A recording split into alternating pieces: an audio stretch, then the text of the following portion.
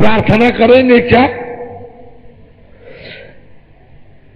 एक बार फिर दोहरा रहा हूं कि जिस परमात्मा के नाम पर, जिस परमेश्वर के परम ब्रह्म के नाम पर, जिस खुदागाड भगवान के नाम पर अनुयायी बनाते हैं, शिष्य बनाते हैं, धन जन अपने पीछे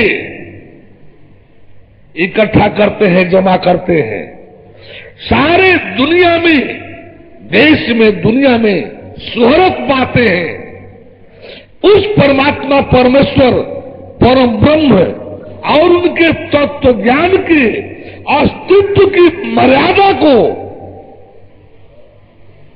मिटाना नहीं हुआ कि आत्मा ही परमात्मा है, आत्मा से अलग परमात्मा नाम का कोई चीज है ही नहीं, ईश्वर ही परमेश्वर है, ईश्वर से अलग परमेश्वर नाम का कोई चीज है ही नहीं, ब्रह्म ही परम ब्रह्म है, ब्रह्म से अलग परम ब्रह्म नाम का कोई चीज है नहीं, नूर ही अल्लाह ताला है, नूर से अलग अल्लाह ताला नहीं, सोल ही डिवाइन लाइट ही गॉड है, यही गॉड फादर है, इससे अलग कोई गॉड फादर अलग नहीं। ये आत्मज्ञान ब्रह्म ज्ञान ही तत्व ज्ञान है, ऐसा कहना, ऐसा मानना, ऐसा अपने शिष्य जनों को, अनुयायी जनों को, जनमानस को इस मान्यता में डालना, क्या दिल दिमाग से, जनमानस के दिल दिमाग से परमात्मा परमेश्वर परम ब्रह्म खुदागाड भगवान के और उनके तत्व ज्ञान के पृथक अस्तित्व को मिटाना नहीं हुआ? जरा सोचे तो आप लोग। इसी उपनिषद के इस ऐसा सबने यही कहा है, सबने ऐसा ही कहा है, चाहे वो ऋषि रहा हो, राजऋषि रहा हो, ब्रह्मर्षि रहा हो, महर्षि रहा हो, या जोगी जति मुनि या महात्मा संत पीर पैगंबर आली मौलिया प्रॉफिट्स, सब ने या तो इस अपराध को किया है, सबने इस गलती को किया है, सबने, सबसे ही यह भूल हुआ है। मैं केवल अपराधी नहीं कहूंगा, भूल भी स्वीकार कर सकता हूं, लेकिन क्या यह भी भूल ही है? जनमान घोषित करते हैं कि हम परमात्मा का अल्लाह ताला के पैगंबर हैं और उपदेश देते हैं, दीक्षा देते हैं, अल्लाह नूर इन अल्लाह घोषित करते हैं कि हम लाइफ लाइक प्रॉफिट हैं और गॉड हमारा फादर है, गॉड फादर है। और जब दीक्षा देना होता है, लोग गॉड फादर के नाम पर पास में आते हैं तो कहते हैं जो मेरे को देख लिया, मेरे पिता को देख लिया। मेरे और मेरे पिता में कोई अंतर नहीं है। क्या ये पिता के पृथक अस्तित्व की समाप्ति नहीं है? मिटाना नहीं है? सारे के सारे आप तक जो भी उपदेशक रहे हैं, सबने इस भूल अपराध को किया है। अब हम लोग परमेश्वर वाले हैं, उस परम प्रभु परमेश्वर वाले हैं, इनको स्वीट पॉइजन वाले कहे, हार्ट पॉइजन तो राक्षस शैतान है, असुर है, जो सीधे घोषित करते कि मैं भगवान नहीं मानता, मैं परमेश्वर नहीं मानता, मैं परमात्मा खुदागाड अल्लाह ताला को नहीं मानता। ये तो सीधे हार्ट पॉइजन हो गए, परमात्मा के लिए तीखा जहर हो गए, चल भाई नहीं मानता। लेकिन जो परमात्मा के नाम की चादर ओढ़ करके जो परमात्मा परमेश्वर खुदागाड भगवान के नाम का चादर ओढ़ करके, जो खुदागाड भगवान परमात्मा के परमेश्वर के नाम पर जनमानस इकट्ठा करके अनुयायी शिष्य बना करके उन नामों भगवान खुदा के नाम पर, परमात्मा परमेश्वर के नाम पर धन जन बटोरते हैं, परमात्मा परमेश्वर के नाम पर, खुदागाड के नाम पर, और उस खुदागाड परमात्मा परमेश्वर के पृथक अस्तित्व को ही समाप्त कर देते हैं। देखिए, ये जो भी हम प्रमाण दिखाएंगे आप लोगों को, अपनी लिखित किताब से नहीं, अपने द्वारा लिखित किताब से नहीं, जो जिस समाज का है उसकी गलती उसी की किताब से, जिसकी गलती की बात करूंगा उसी की किताब से उसका प्रमाण दूंगा। परमात्मा इतना कच्चा खिलाड़ी नहीं होता, परमेश्वर इतना कच्चा खिलाड़ी नहीं होता, खुदागाड भगवान इतना कच्चा खिलाड़ी नहीं होता कि जो चाहे वही उसको मिटा दे, जो चाहे वही उसको समाप्त कर दे। परमात्मा परमेश्वर अपनी ही दुनिया से अपने अस्तित्व को कैसे मिटा देना, मिटाना कैसे बर्दाश्त कर सकता है। देखिए, जैन समाज की सबसे महत्वपूर्ण किताब है ये, भगवान महावीर जी है। ये भगवान महावीर जी अपने को भगवान टाइटल पाए हैं। ये अब तो जैन समाज यही नहीं कहेगा कि हमारे महावीर जी की निंदा हो रही है। ये पात्र किसके हैं? ये पात्र किसके हैं? गलती करेंगे ये, अपराध करेंगे ये, और इनकी निंदा आलोचना नहीं होगी तो इनकी पूजा होगी। उस नमो अरिहंताणं नमो सिद्धाणं, उस अरिहंत, वो अरिहंत क्या है जब भगवान है? वो अरिहंत कौन है जब भगवान है? इनके उपदेश में आत्मा से पृथक परमात्मा नाम का जब कोई चीज होता ही नहीं, कितना हम गलत हैं अभी सब प्रमाण दिखाएंगे। ये आप लोग पढ़ ले रहे हैं, आत्मा ही परमात्मा है, दिखाई दे रहा है आप लोगों को? आत्मा ही परमात्मा है, और इसी में है आत्मा से पृथक और श्रेष्ठ परमात्मा नाम का कोई चीज नहीं है, ईश्वर नाम का कोई चीज नहीं है। जब आत्मा से श्रेष्ठ, आत्मा से पृथक कोई चीज है ही नहीं, आत्मा ही परमात्मा है, तो इनको आत्मा महावीर कहलाने में क्यों परेशानी होने लगी? आत्मा महावीर कहलाते, ये परमात्मा महावीर या भगवान महावीर क्यों कहलाने लगे? जब आत्मा से अलग आत्मा ही परमात्मा है, आत्मा से अलग ईश्वर परमेश्वर नाम का कोई चीज नहीं है, तो ये आत्मा ही महावीर कहलाते तो क्या हाल हो जाता? ये भगवान महावीर जी कैसे हो गए? आप तत्व ज्ञान प्राप्त करता रहते ना, तो भगवान ने जो खेल खेला है इसमें से वह भी चैप्टर दिखा देते। थोड़ी गोपनीयता की मर्यादा का पालन है, लेकिन लीजिए दिखाई दे रहे हैं। परमात्मा इतना कच्चा खिलाड़ी नहीं होता। जो ग्रंथ लिखे हैं आत्मा वाले, जिन आत्मा वालों ने ग्रंथ लिखा है, अथवा जिन आत्मा वालों पर ग्रंथ लिखा गया है, भगवान इतना कच्चा खिलाड़ी नहीं होता। उन्हीं आत्मा वालों से, उन्हीं आत्मा वालों से, उन्हीं की कलम से, उन्हीं के ग्रंथ में परमात्मा ने लिखवा लिया है। हर किसी से, हर किसी ग्रंथ में परमात्मा ने लिखवा लिया है कि परमात्मा आत्मा से श्रेष्ठ होता है, परमात्मा आत्मा का भी संचालक और मालिक होता है, सर्वे सर्वा परमात्मा होता है।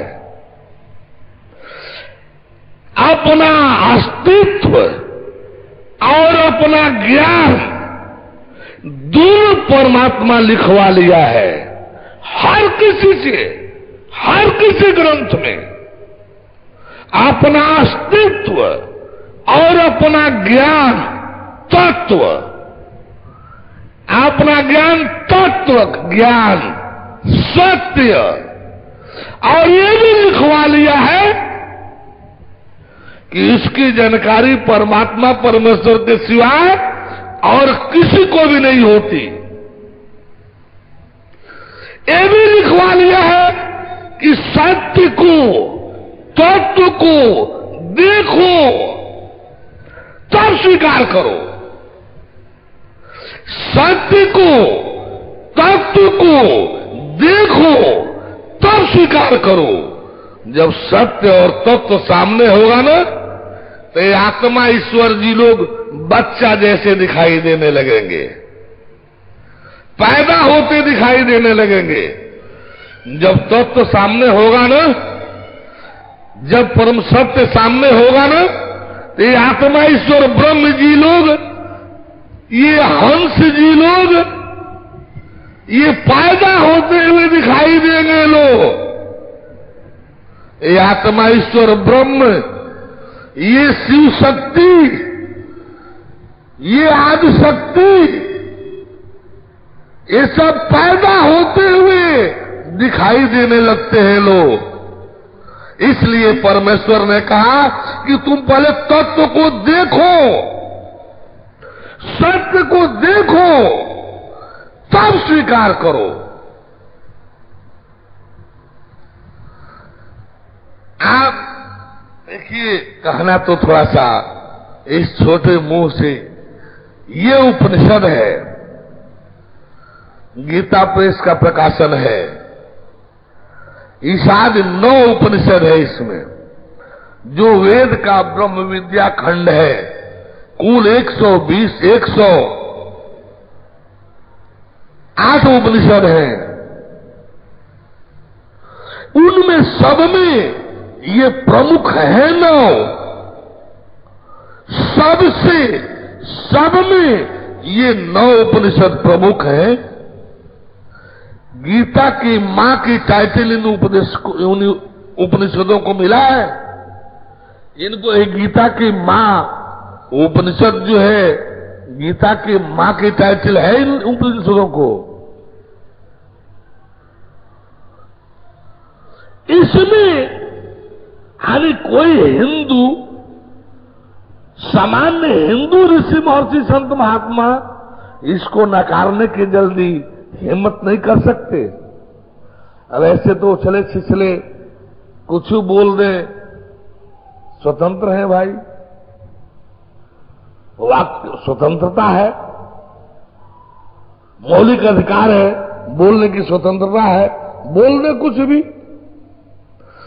लेकिन अब तक के हिंदू सनातन धर्म में सर्वश्रेष्ठ मान्यता प्राप्त यदि कोई ग्रंथ है तो उपनिषद है।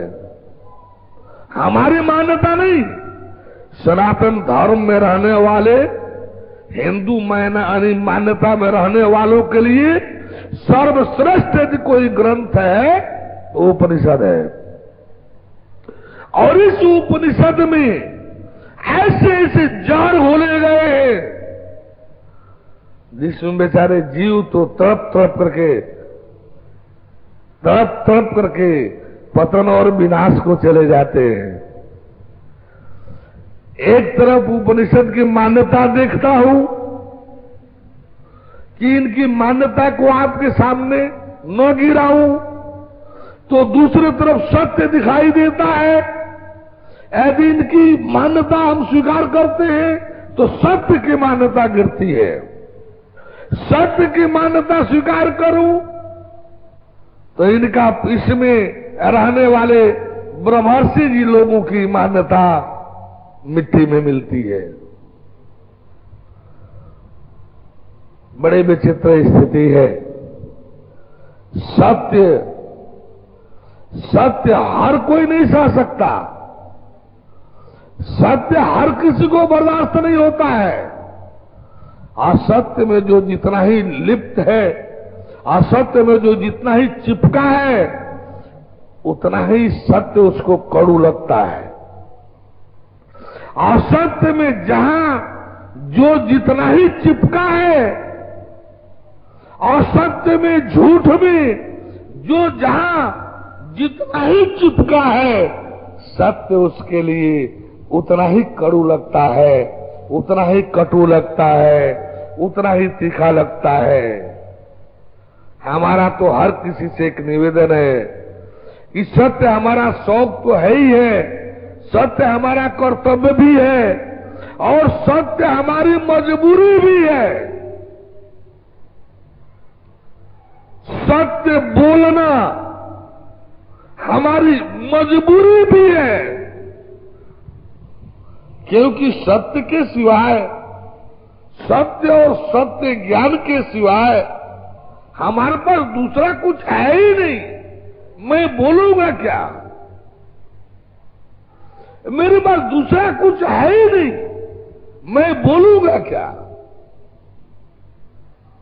अब रही चीजें, आप बंधु मुझसे किसी भी का भी प्रमाण मांग सकते हैं। बड़ी विचित्र स्थिति है। आप लोग थोड़ा देखेंगे, देखना चाहेंगे। इसमें 9 उपनिषदों में मेरे समझ से सबसे अधिक मान्यता प्राप्त कठोपनिषद, श्वेताश्वतरोपनिषद और मुंडकोपनिषद। पहला होने के नाते ईशावास्योपनिषद भी है। पहला उपनिषद होने के नाते ईशावास्योपनिषद भी है। लेकिन ज्ञान के चैप्टर के विषय में, जिसमें ज्ञान का चैप्टर हो, वैसे तो सब में कुछ है ही है, वैसे सब में है ही है। परमेश्वर क्या कहे कि परमेश्वर इतना कच्चा खिलाड़ी नहीं होता। जहां जो कोई भी धर्म नाम की किताब मिलेगा, जहां जो कोई भी जिस पंथ ग्रंथ में, जिस वर्ग संप्रदाय में जहां जो कोई भी ग्रंथ मिलेगा, उसमें परमेश्वर जो है अपना अस्तित्व और अपना ज्ञान उन मिटाने वालों की कलम से ही उन्हीं के ग्रंथ किताब में लिखवा लिया है, लिखवा लिया है। जब भी परमेश्वर भूमंडल पर आएगा, ये भी है कि दुनिया में उसके सिवा उसको कोई नहीं जानता। इसमें जीव दर्शन की बात है, इसमें ईश्वर दर्शन की बात गीता में है, जीव दर्शन की बात गीता में है, ईश्वर दर्शन की बात गीता में है, भगवत दर्शन की बात गीता में है। सब लोग गीता पढ़ते हैं, अधिकतर गीता के पढ़ने वाले हैं। मेरी मति गति मूर्खता की है या पढ़ने वालों की मति गति मूर्खता की है, वही हम पढ़ते हैं तो हमको दिखाई देता है कि जीव दर्शन का भी विधान गीता में है, ईश्वर दर्शन का भी विधान गीता में है, परमेश्वर दर्शन का भी विधान गीता में है। और वही ये लोग गीता पढ़ते हैं, वही जब ये लोग गीता पढ़ते हैं तो आश्चर्य कर रहे, वाह, जीव दर्शन हो जाएगा, ईश्वर दर्शन हो जाएगा, परमेश्वर दर्शन हो जाएगा। अरे बड़ा गजब की बात है। ये गीता किस लिए है? गीता पढ़ते क्या हो? गीता पढ़ते क्या हो? जब जीव ईश्वर परमेश्वर के दर्शन की बात ही, जब जीव ईश्वर परमेश्वर के दर्शन की बात पर आश्चर्य कर रहे हो, तो आखिर आप गीता में पढ़ते क्या हो? गीता धन दौलत कमाने के लिए ग्रंथ है क्या? गीता कोई इतिहास भूगोल की किताब है क्या? गीता कोई साहित्य की किताब है क्या? गीता कोई उपन्यास है क्या? अरे भैया, गीता आपके जीवन का प्रैक्टिकल बुक है। गीता ब्रह्मांड की संपूर्ण जानकारियों वाला एक प्रैक्टिकल बुक है, प्रायोगिक किताब है, प्रायोगिक किताब, ग्रंथ। गीता एक सच्चा ग्रंथ है, सच्चा ग्रंथ। गीता में सारे प्रैक्टिकल्स हैं, प्रायोगिकताएं हैं, प्रयोग करो और पा जाओ। जैसे H2O है, हम भारतवर्ष में प्रयोग करें, चाहे ऑस्ट्रेलिया में करें, चाहे अमेरिका में करें, चाहे अफ्रीका में करें, चाहे यूरोप में करें, एशिया में करें, चीन में करें, जापान में करें, हॉलैंड में करें, पोलैंड में करें, इंग्लैंड में करें, स्कॉटलैंड में करें, जहां करें, जहां भी 2 भाग हाइड्रोजन और 1 भाग ऑक्सीजन मिलाएंगे, तापीकृत करेंगे तो तीसरा पदार्थ बनेगा। क्या होगा? जल होगा, जल होगा। सद्गुरु आके मिल जा मुझे, हम अनाथों का कोई सहारा नहीं।